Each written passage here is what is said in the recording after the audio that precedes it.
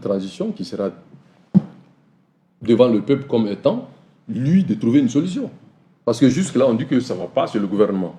Alors que les différentes crises qui secouent le pays, ou en voie de trouver ou ne pas trouver de solution, Choguel a toujours dit qu'il n'est ni associé et qu'il n'est pas partie prenante. Je prends l'exemple, quand on a parlé des questions de l'armement des militaires au CNT, il a dit que non, lui, vraiment, les Maliens, voilà, pourvu que vous soyez sécurisés, je ne suis pas au courant de tout ce qui est affaires militaires. Et maintenant, il a dit aussi la question énergétique. C'est le président qui est à la main. Et je crois que cela a été même repris par madame la ministre de l'énergie. Donc aujourd'hui, le problème des Maliens aujourd'hui, c'est la crise énergétique.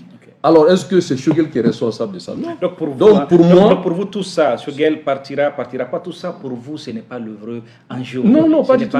Ce n'est pas de ça. Non, c'est de la diversion. Parce qu'en réalité, si je vois des gens qui essaient d'aller en cabale contre Choguel, mais ces gens-là, quand même, je me dis, vraiment, est-ce qu'ils comprennent les enjeux? Parce qu'aujourd'hui, essayer de tirer sur Choguel, c'est comme si on veut faire de la diversion. Choguel, en réalité, est dans le jeu.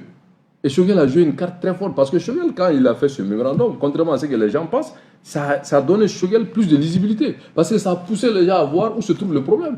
Et partout où se trouve le problème, on trouve que Choguel dit qu'il n'est pas impliqué. Alors, c'est deux choses.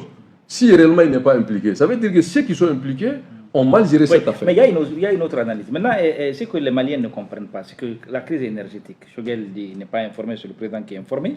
Qui n'est pas impliqué aussi. Il n'est pas impliqué. Voilà. Maintenant, sur la question du dialogue national inclusif, il n'est pas informé, mais il participe au dialogue intermalien. Sur le report, il n'est pas informé, mais c'est le même Choguel qui dit aux Maliens que la sécurité avant les élections. Est-ce que quelque part, ça nous aide à comprendre la carte Choguel? Oui, parce que, vous savez, Choguel, ce n'est pas un homme politique qui est venu seulement avec récipité, j'ai créé mon parti, chef de parti. Qu'on l'aime ou pas, quand même, il a fait la bagarre politique. Ça fait plus de 30 ans qu'il est sur la scène politique. C'est quelqu'un quand même qui a eu à faire la politique contre Alpha Omar Konaré, qui n'est pas n'importe qui. Et donc, pendant 30 ans, il connaît vraiment le marigot politique. Donc, quand Choguel tient ce discours, Choguel sait qu'il y a deux discours. Il y a le discours institutionnel, donc qui est pour la consommation des institutions, des élites et des hommes qui sont dans la compréhension des enjeux institutionnels. Mais il y a un autre discours qu'on appelle le discours de bas de table, c'est-à-dire que le bas peuple. Voilà, donc je m'excuse de l'expression, mais eux là, c'est des discours crus. Et Choguel, il ne le dit pas, c'est-à-dire qu'il le transmet à des gens qui relient.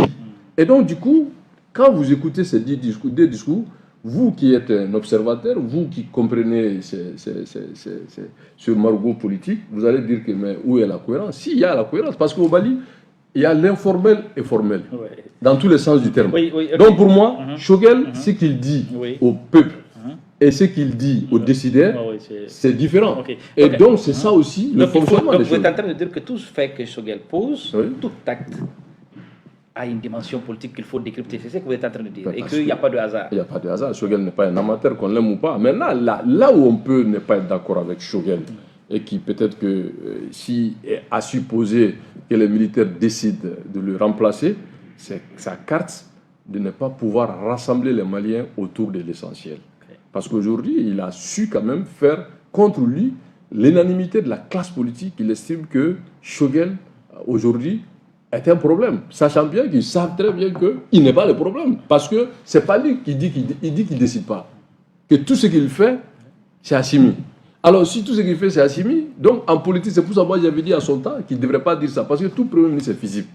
Tout ce qui est bon, c'est pour le président. Quand il y a des difficultés, le Premier ministre assume. Donc, s'il n'assume pas, donc la question qui va se poser, il ne se voit pas comme étant un Premier ministre qui a été élu. Il se voit comme un complément. Il se dit, bon, voilà, comme ils ont dit dans leur mémorandum, que l'aile militaire est politique. Donc si eux, ils sont politiques... Vous parlez de pacte d'honneur. Pacte d'honneur. Donc ça veut dire que si la lutte a commencé, c'est avec eux, le M5. Donc les militaires sont venus parachever, sans le dire clairement. Il veut dire que si vous êtes là, c'est avec nous. Donc nous allons ensemble et nous sommes des partenaires. Donc si nous sommes des partenaires, nous avons des rôles et nous allons partager ensemble. Donc nous ne sommes pas là à obéir à des ordres. Il ne va pas le dire, mais dans le mémorandum, c'est ce qu'il explique. C'est ce qu'il explique. Voilà. Oui, maintenant...